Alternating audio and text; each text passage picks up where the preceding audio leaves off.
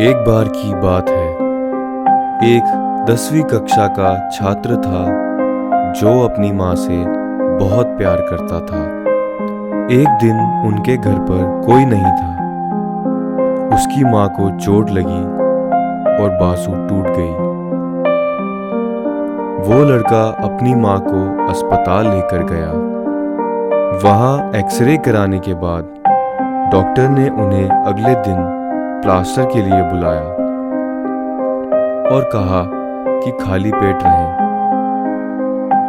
अगले दिन वो दोनों डॉक्टर के पास गए। डॉक्टर ने प्लास्टर करने से मना कर दिया और अपमान करके अगले दिन आने को कहा।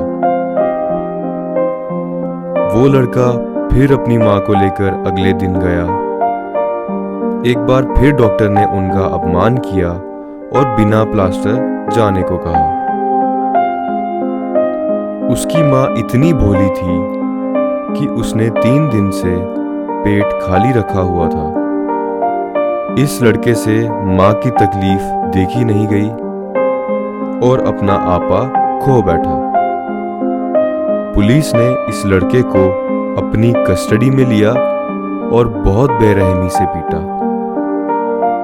विधि का विधान तो देखो। आगे चलकर यही लड़का जम्मू कश्मीर का हेल्थ मिनिस्टर बना और हेल्थ सेक्टर में क्रांति ले आया। यह लड़का था चौधरी लाल सिंह। असंभव कुछ भी नहीं।